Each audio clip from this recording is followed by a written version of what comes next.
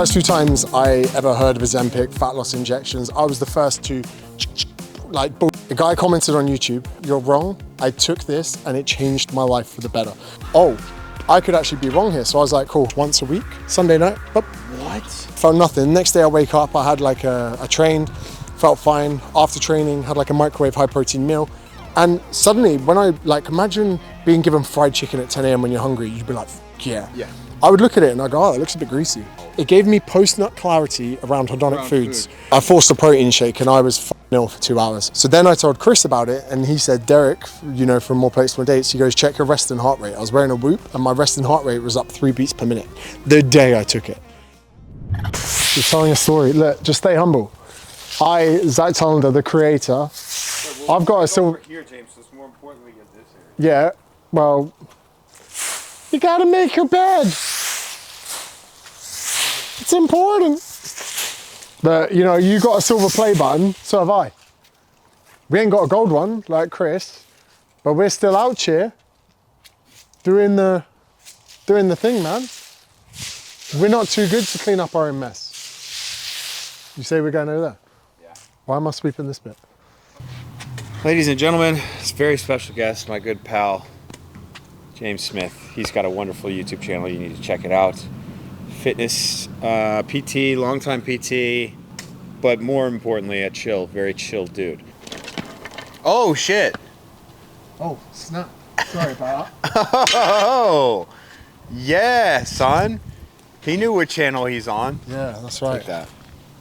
No warm-up. Well, actually, technically, I did train for 2 hours before this. Just 2 hours. 10th Planet, open mat Sunday. Very friendly bunch. Very receptive to people outside of their cult. So just done that. So technically, I'm walking straight into a workout without warming up.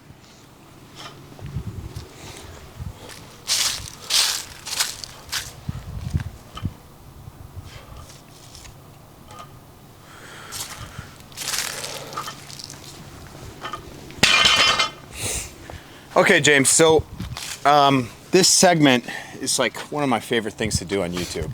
And we call it Dialed Animal segment. Daily Dialed Animal.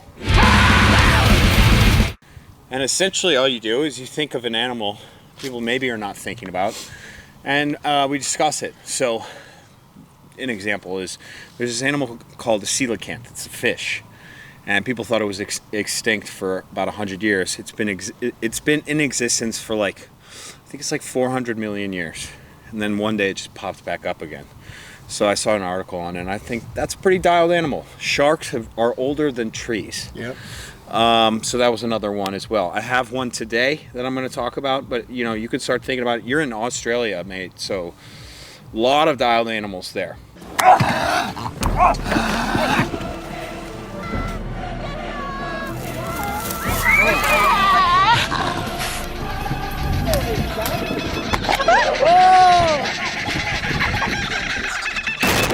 I think if there's a hobby of mine, it would be zoology. Okay, I've got to find the name of the animal, but I know exactly which one we're going to talk about. So there's a video that I'll send to you, Alex, so you can put it up here, and everyone can watch. Let's watch it. Indohyus, my brother. I've decided to search for more food in the waters. You will regret this, Pachycetus. The environment will force you to adapt. I just need some shrimps, lol. I will be perfectly fine.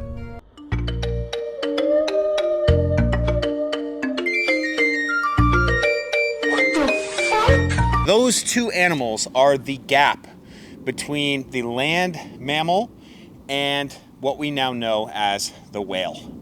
So, specifically, what I want to talk about today is the sperm whale. Okay, that thing is incredible. It is the loudest animal in existence. 236 decibel readouts we've heard from sperm whales. The echolocation can be heard from 500 miles away underwater. Now, I think sound does travel faster underwater, but still 236 decibels is nothing to mess about with.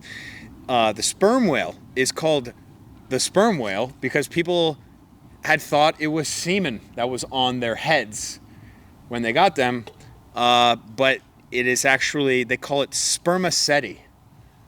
A spermaceti. That's what, there's a substance that's on their heads, okay?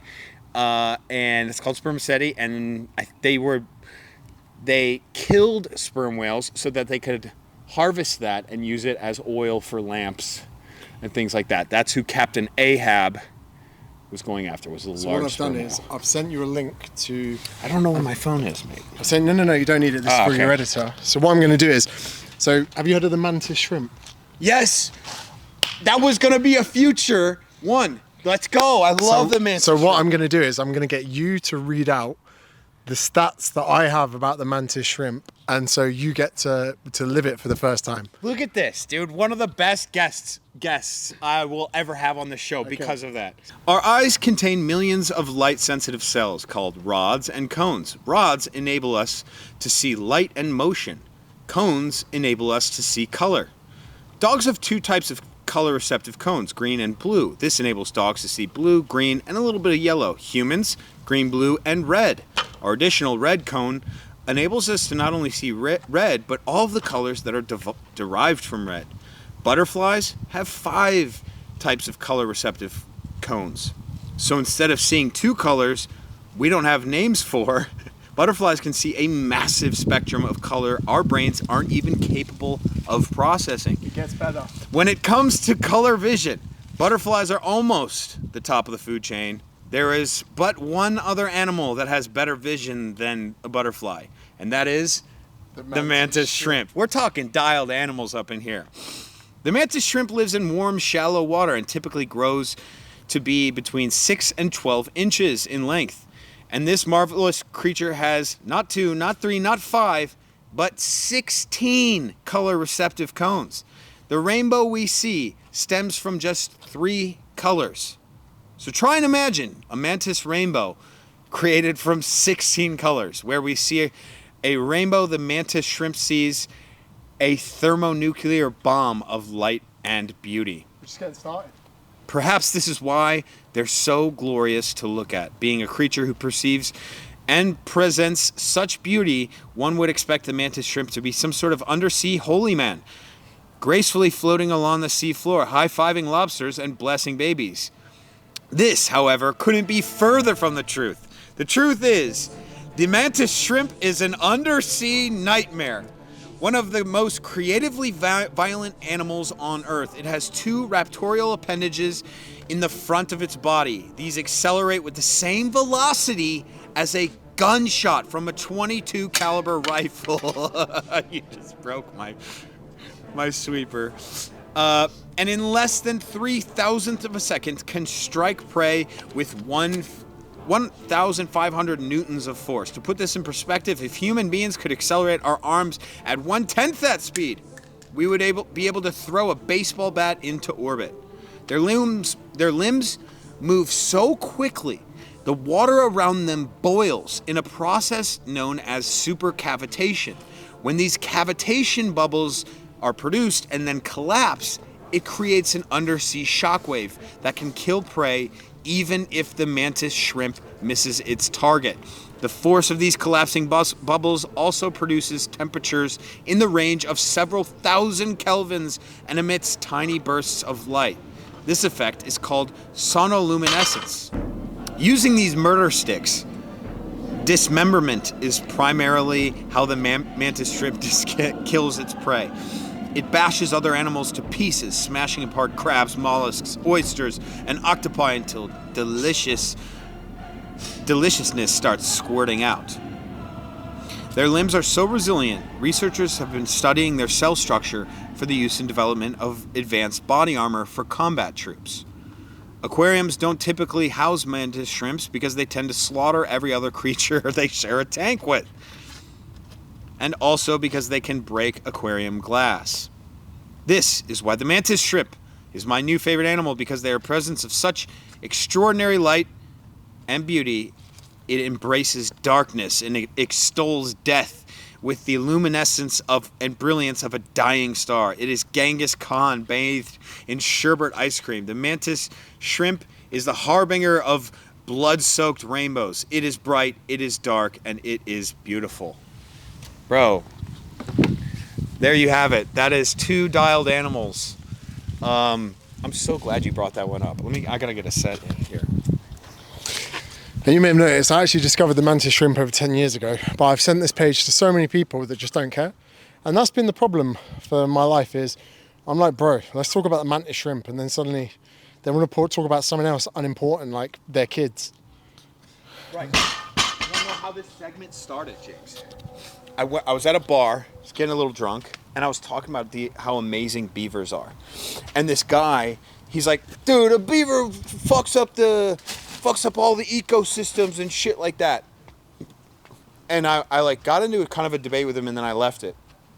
A quick Google search would show that beavers are incredibly beneficial to like different ecological systems, primarily because they prevent wear and tear that streams can cause on the banks, so that more flora and fauna can grow. Pretty simple. One little Google search and you would know that. You ignorant fuck, right? So then I started talking about beavers, and then I was like, you know what? We should make a segment, and that's how the segment started. So essentially the same thing that happened with you. No one wants to have that conversation. It's much more important than your kids. Yeah.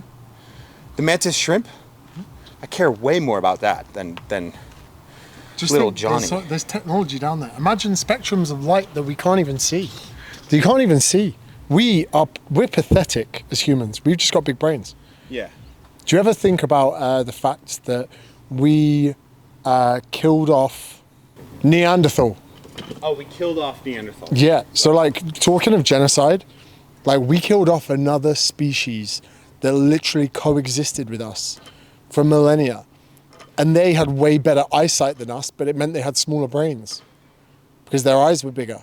So we took advantage and we killed them all because they were bigger and stronger than us. People seem to think Neanderthals were just like, you know, not the dumb humans. They weren't. They were a different species altogether. I need to add this in. About the sperm whale, it's the largest brain in the animal kingdom. Go on. And they live 70 years. 70 years is pretty good. It's quite long. Like, imagine killing one of those. A 60, let's say a 50-year-old sperm whale. It's got years left in the tank. Seen some shit. Has a massive brain. Definitely has feelings. We don't know exactly what those feelings are, right? But this is a majestic animal, and people were just slaughtering them so they could put oil in a fucking lamp. That's crazy. Don't you think it's crazy that sharks swim from like South Africa to Australia? Bro, migratory, don't even get me started with migratory patterns. The craziest one is the monarch butterfly. You know about the monarch butterfly? Tell me. They eat milkweed, okay? And it's found in, it's like, when you find it everywhere, okay? They'll eat milkweed, actually I think as caterpillars, or maybe both, right? So they're larval phase, but they eat milkweed. It grows here in Texas. It'll grow where I'm from, back up in Chicago.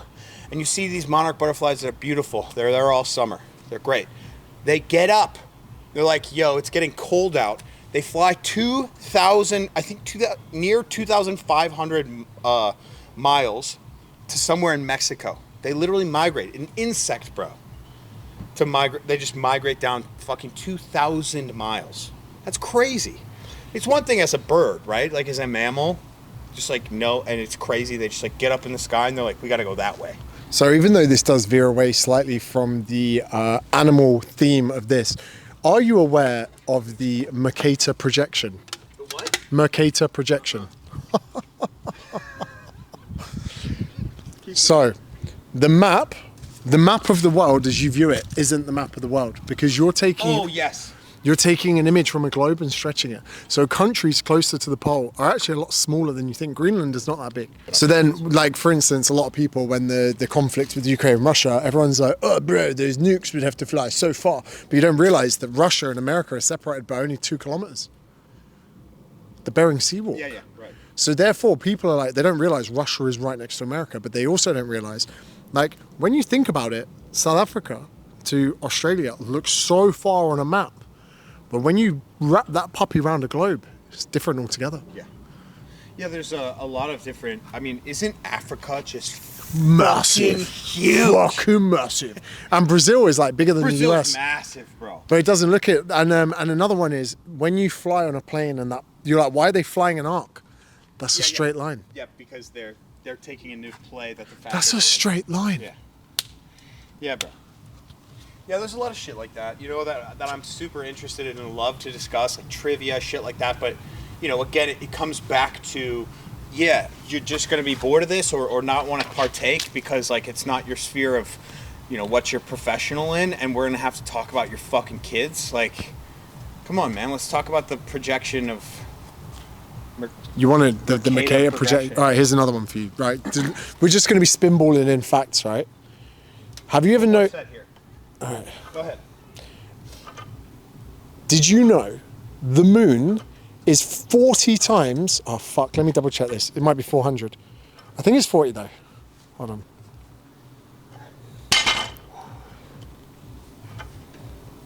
Hey.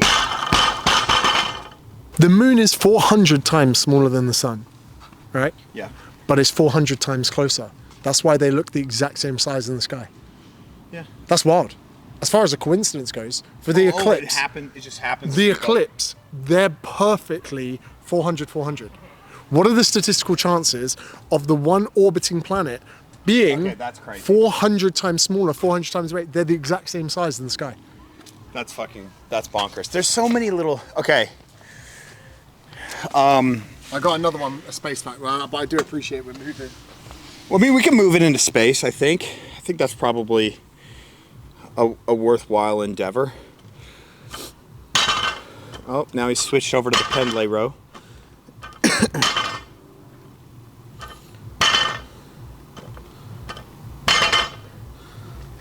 Solid technique on the lad. Good. All right, what's your space fact then? So, when we watch Star Trek and stuff like that, and you know, they go like light speed, that'll kill you. It would turn you into mush, right? G-force, which is one gravity. Even going around a corner in an F1 car, you experience like 5 Gs, 5 gravities, right? Do you know where G was 1 gravity? So 3 Gs is 3 gravities. Yes, yeah. So like, you can... Whatever the force of our Earth's gravity. Yeah. So when you see their like cheeks move and everything like that. Right. Okay. So, say you wanted to travel at the speed of light, which you can't, but Elon fucking Bezos comes out and goes, I've created a way to travel to the speed of light. You go, that's sick. Now, you would only want to accelerate to that speed at 1 G. Because otherwise, if you accelerate at 2 Gs, you can't fucking move until you get there. That makes sense. You'd be too heavy. And how long would it take you to get there? 6 months to the speed of light. To the speed of light. So if you traveled at 1 G, so let's say you go, bro, a bit like our drip, the NAD plus we did, right? You got to decide, do you want to do the amount of time or do you want it to suck and do it in half the time? So say you're conservative and you go, let's go to the speed of light in 3 months. That's 2 Gs for 3 months. That's a lot. Increasing over how many times? No, you just keep it a constant. So 1 G gotcha. is constant acceleration. To get to the speed of light 6 months, then you need another 6 months to decelerate at 1 G. So even if we could travel to the speed of light, that's 1 year of just accelerating and decelerating. It would feel so awful. I guess that's not happening. Deadlift now. Okay. You know, I've never actually thought about that. Keep going. Never thought about speed of light like discussion. We always talk about like what would happen when we're there. But the process of getting to the speed of light has to just be the most arduous. Yeah, and that's how they argue we'd have to move through space and time. You would have to curve the universe and punch a hole through it. Right, the wormhole thing, yeah. Yeah, fuck. So like, you know the Tic Tac with Commander David Fravor? So you know the US military of San Diego that observed a flying object? Yes, yeah. So they call that the Tic Tac. But UFP now was what they called them, not UFOs. So like, they said the way that moved, it had to be unmanned, or if it was manned, they were bending gravity. Right. Because gravity is the hindering force in acceleration and deceleration. But gravity is the most constant rule of the universe. So they were finding a way. But if it was unmanned, then whatever thing was inside, or maybe it was a drone. It was a drone of theirs. But even still, we can't move a drone like that. No. And they were also saying the way that it moves through water, if it would, it's crazy. Hydrodynamics. But that's what they call that thing, the Tic Tac thing. Yeah, because of the shape. So funny, man. They just admitted to UFOs right at the time where no one cares. Yeah, no one cares. No one believes it. America's crazy. America is crazy. It's mental, this place, huh? Okay. We'll take a little bit of time here. Do you know one of my favourite cues that I learned for the deadlift recently was one, take the slack out of the bar, just that little tap. Yep. But the second was taking the crown of the roof of my head to the ceiling. Yeah. One little cue that even 10 years of deadlifting, I never really thought about. I used to think act like there's a harness around you and it's attached to a pulley and someone's just pulling the harness up. But I also like the top of the head cue, especially in weightlifting. So I think in weightlifting everyone wants to go like this. Do you like Australian strength coach? Do you follow him? Yeah. So I did a session with him recently. And he gave me some really good cues. And he's not condescending, he's like, try this. And I was like, oh. Business. Yeah. But you know what I'm saying? Like the front rack and all that stuff, people want to go like this.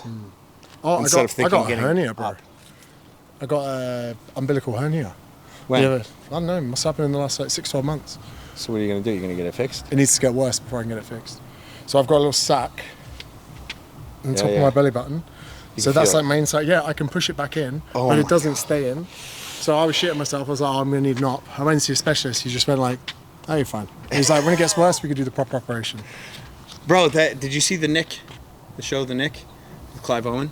They invent the hernia surgery. The gauze, the thing they put in. The mesh. So he says to me, he's like, the surgery we'd use for this is so minor, it'll probably happen again. So I reckon it was from jiu-jitsu, Probably.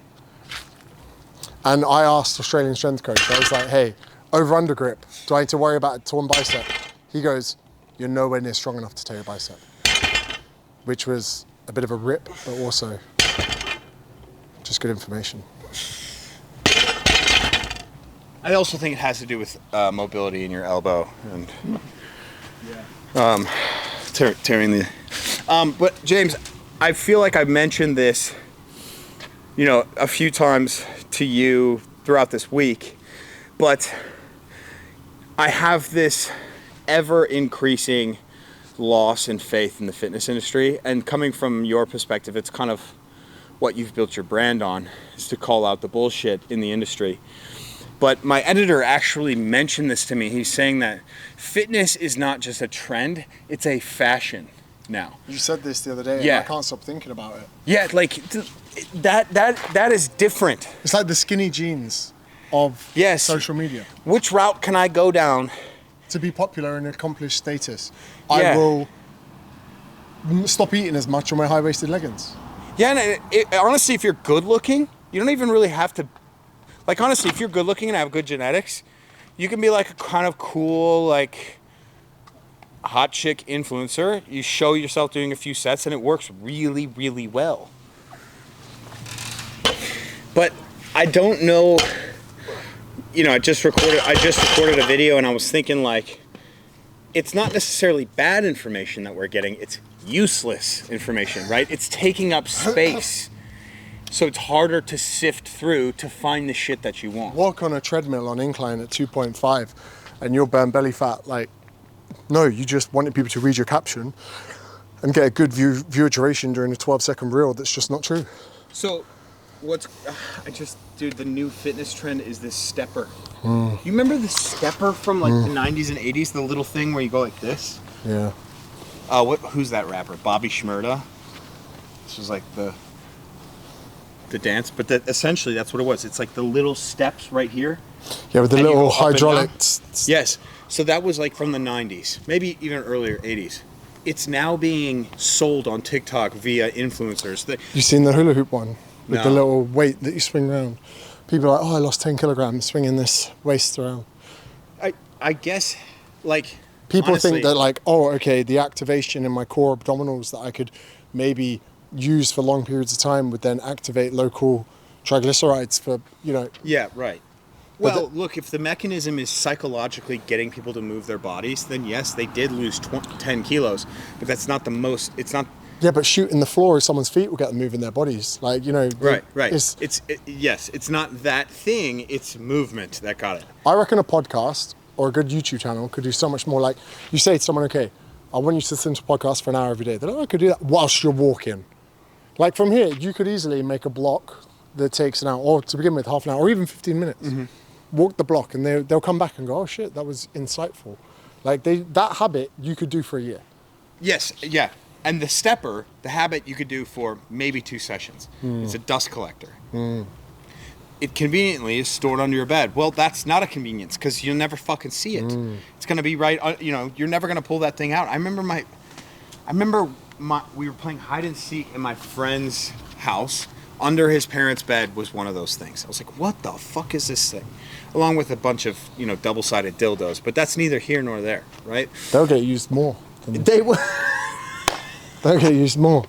But it's crazy, isn't it? Like, fucking... I don't know. I think people are more desperate than ever, right? But it's a weird one where people don't walk. But do you use the stepper? Yeah. But do you feel like, okay? Well, obviously you want to grow. You want to grow your YouTube channel. You want to grow who you are. You want to get more recognition, whatever that looks like. And you're doing it in an industry that is getting more and more clouded by bullshit artists, but also like. I feel like we're dumbing down our audience to such a degree that it allows charlatans to win. Yeah, but I think that 10% of that audience are these new bros that want to be informed. They're the ones that will listen to a 3-hour Chris Williamson podcast just so they can make sure they're in the top percentile of knowledge on a topic. Right. So yes, you're appealing to that's who I'm appealing to. That's it. The right informed. There. Yes. The ones that are like, his undulating periodization actually is the same kind of periodization that Mike Israel uses. Therefore, I approve and I will subscribe to your channel. Those guys. Yes, and I love them because that's me. That is literally the me. Dumb ones would not find the next segment funny, which is the most beta things that you could ever do. This is your concept, and if we don't talk about it today, I'm gonna steal it when I go back to Australia. Okay. So first of all, could you demonstrate the number one most beta thing you could do in public? This is so easy. It's being on a walk, and either you forgot something back where you came from, or it's the end of your walk. Or you're lost and you're like, this is the wrong street.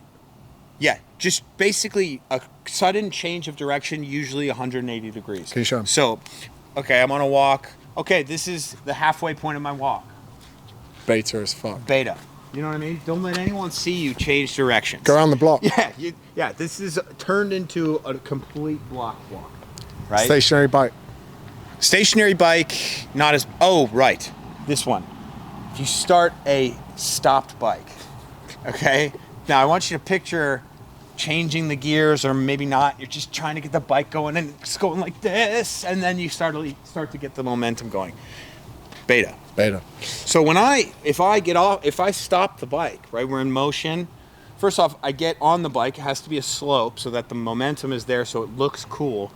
But when I stop at a stoplight, I get off that bike and I leave it because I will not be seen starting a stopped bike. One that I would coin is that if you come out of the shower as a dude and your back is dry, that's beta. Like dudes wash, they dry everywhere, but they always leave their back wet.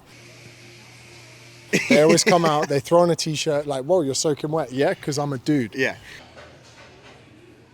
wiping off, toweling your back. There's an opportunity. What are the most beta things that you experience in your life? Comment beta things. I mean, like getting out of a booth at a restaurant. That one, you're like sliding over like you're beta, dude. Another beta one for me is leaving food on your plate during a meal. Yeah. I'm done. I'm full. Beta. Yeah, just being full. Yeah. Like you eat that food, you get uncomfortable, you unbutton your jeans. Oh, speaking of which, okay, do a set. It's been a while. Because we got to talk Ozempic, because your video on Ozempic was sick, dude. I'm retired. You are retired, huh? Yeah, we'll just cut that chop. But. Your video on Ozempic, bro. First few times I ever heard of Ozempic, fat loss injections, I was the first to like bullshit, fucking hell, what's wrong with the world, all of that. And then like, I can't remember what it was, but actually I'll tell you exactly what it was. A guy commented on YouTube. Nice reference. A guy commented on YouTube, and he was the most like kind way. He goes, James, I love your videos, I love everything you're about, but gracefully, you're wrong. I took this and it changed my life for the better. And the way he was so polite about it, I was like, oh, I could actually be wrong here. So I was like, cool. So Peptide Clinic in Australia, messaged them. Or actually, no, I acquired for a script because I'm like 94, 95 kg. I'm actually in the obese realm of their BMI. Mm-hmm. So I get a script for semaglutide, had the telecall. He was like, where do you want to get to? I was like, 92, 91. He was like, cool, I'll do the lowest script possible, which was like 0.1 on an insulin, or 1 unit IU on an insulin syringe once a week, Sunday night. Up. What? Like lowest amount, like you're talking like the same amount you would do with CJC ipamorelin, like tiny little amount. Put it in, felt nothing, because with the CJC 1295 and ipamorelin, you do it, you get a hot flush. Have you heard of the growth hormone secretor cogs? Yes.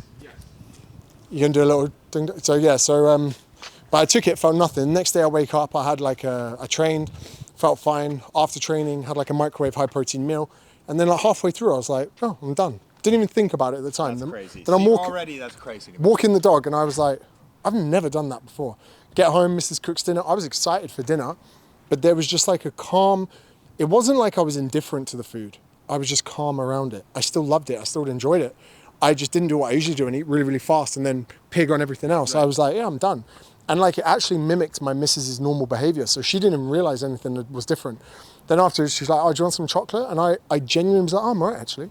And then like it was like, oh. So the next day I'm at an airport, I'm flying, and usually wake up early, go to an airport lounge.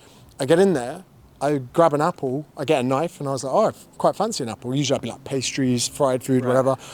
I ate half the apple and I was like, oh, I'm done. And my missus was like, who are you? At this point, I was still eating regularly. Right, I just wasn't overeating. And suddenly when I imagine being given fried chicken at 10 a.m. when you're hungry, you'd be like, fuck yeah. I would look at it and I go, oh, it looks a bit greasy. Like it changed my relationship with food. It was like, it gave me post-nut clarity around hedonic foods. So look, sounds like a miracle drug, right?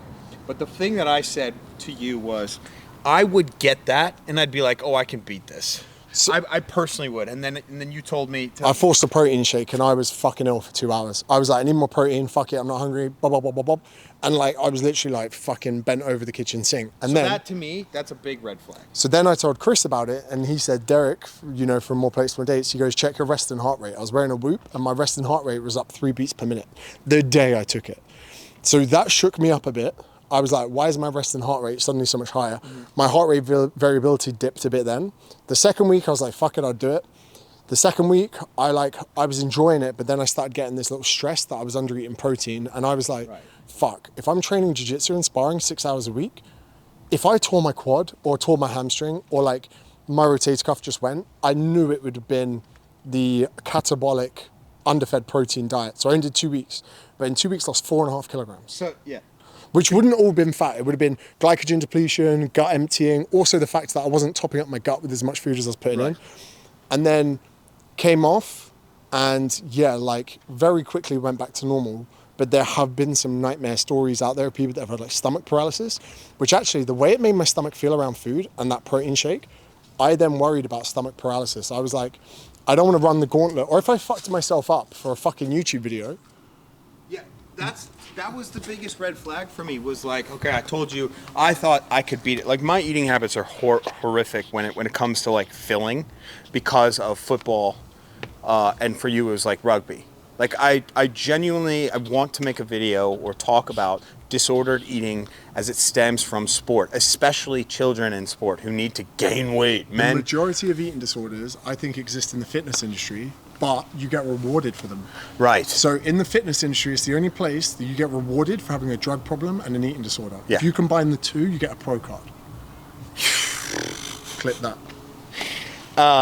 And so I do have this, feel like I have this disordered eating. I'm like, there's no way this fucking drug could beat me. And then you told me that, and not only that, consuming protein and then being like sick to your stomach, scares the living shit out of me. So then- that to me, that's like, I'm done, I'm not doing it. So let's imagine you got kidney failure from taking semaglutide. You'd be like, this was objectively the worst decision of my life.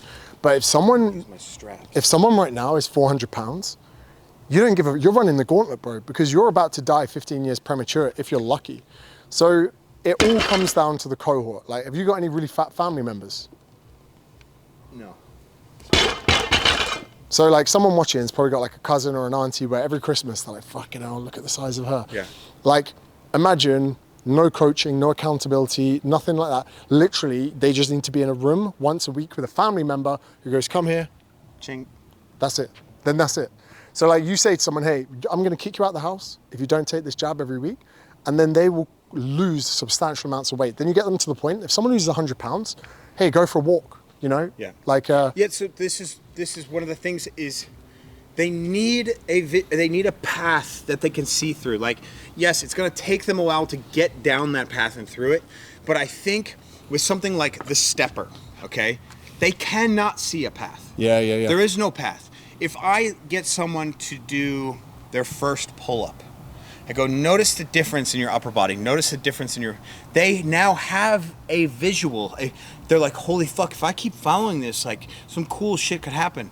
Somebody who's incredibly obese, it's pretty much impossible to give them that path. And also, some people are too fat to have bariatric surgery, which if someone was like, oh, you're going to die if you don't stop eating, they need to cut them open, staple the stomach. Mm-hmm. And then imagine if it was your mum or your grandma who got really, really overweight, and they were like, we're either going to give her a surgery where she has to go into general, and we need to cut through a lot of adipose tissue to get to the stomach, or, and like these, you know, ghrelin, GLP-1 antagonists, or agonists, can't remember, they're only going to get better over time. They're only going to become safer. For so many people, it's one jab to potentially save their life. And is there side effects? Yeah, but the side effects of being fucking obese are way worse for your health objectively. True. Then let's say we commit to a year, then you come off. If we start to see that client gaining weight rapidly, boom, you're back on it. Right. But if they slowly gain it over a while, we're like, cool, let's try other things, whatever. But imagine like doctors, everything's so slammed at the moment, obesity, imagine like COVID, how much it fucked us. Doctors now can have someone come in and go, cool, I don't need to talk to you about calories, macros, motivation, any of these things. Like any of this like stuff, I'm just gonna give you this. I like the potential for it to be a catalyst to see the future. Yeah, and I think the biggest barrier is that people cannot see the future. They cannot see a way in which they feel comfortable doing anything. And people, that's on them. But they'll look at me and go, "Oh, you're sponsored by Pharma," and I'll be like, "No," but like, if a dude comes to me with a low test, boop, you're getting some test. Someone comes with a headache, boop, you're having some aspirin. You know, like that's what medicine is for. You know, you got cancer, we're going to give you chemo. No one's out there going, chemotherapy is bad for your health. Yeah. You're like, mate, we're doing this. We're taking you to the brink of death to save your life. So you have to put people in harm's way a bit. It's always though like the devil's advocate approach, which I mean, with hormones for me, I'm usually along the lines of like, you know, okay, so if your testosterone's at 400 and you're 33 or 35, like you just want to get on TRT to have fun. That's me. I'm 450 at 34. Yeah, it's not essential. Yeah. Right. You just want to. You're low. Better than You're low. You just want bigger pecs than 25-year-olds. Yeah. Yeah. You're low, but like. Also, there's another. This is what I thought about today. Actually, imagine this, right? So I only learned how to contract my pecs when I was like 29, 30, 31, right? Even now, still don't contract them that well. For some of us, we've now realized we've missed our prime years of hypertrophy. So now, if you're a 34-year-old dude, growing a chest natural is pretty difficult. Yes. So now you're like, oh, I could get that chest in a year at 36 with just a little test. Yeah. They're thinking about the holiday pick in Cancun next year. Yeah, but this is ultimately, you know, that holiday pick in Cancun is a few hours with your shirt off or, you know, a few days with your shirt off. Oh, yeah, mate, you're preaching to the converted. What statistic of time per year are you topless? It's got to be tiny. Yeah, versus a vest or a T-shirt. Yeah. Train your arms, leave the gut. Yeah. Put that on a T-shirt. Well, I should work on that. My arms are skinny boy. Yeah, but you're still out-repping me, bro. You want to get a rep? Are you good? I'm okay. I'm just going to hold the mic for the boys. Yeah. I'm going to do a few more reps here. I'm going to check my phone. See if anyone's died. Do you know what I like, Zach? You get people in their flow state and they don't even know it. It's like when you have good conversations driving. it's just a terrible place to record. Yeah. That's like, I mean, it's a push and a pull, right? Because if you're in your flow state and you end up talking, you're not actually doing the thing that you should be doing, right? It's not the best workout that we just got in, but it is a nice way to trap them in that spot, you know? And some people are probably like, oh, let's see these guys lift. Yeah. Well, we appreciate it. If you made it this far through the retention on the video, you're a hero. You Yeah. know, the Mantis Shrimp. Yeah, shout out Mantis Shrimp, shout out Sperm Whale. You guys should definitely check Should we these make a animals Mantis out. Shrimp rush guard? That would be kind of sick. All right, Mantis Jiu-Jitsu would be sick. I mean, dude, the Mantis Shrimp is crazy because to create that bubble underwater, the pressure that's released and created out of nothing is like, it's honestly one of the craziest things in the animal kingdom, for sure. There's also another animal that I'm going to drop in. I don't want to explain it now, but it is virtually indestructible. You might know what I'm talking about. You guys definitely know what I'm talking about. It is literally indestructible. Like it just lives. Like you can't kill it. Like no matter how cold, hot, doesn't matter, doesn't die. But yeah, that's it. That's it for the video. So what we'll do now, we'll pose for the thumbnail. Thanks for watching. Do you use end cards much? I don't know, dude. Okay,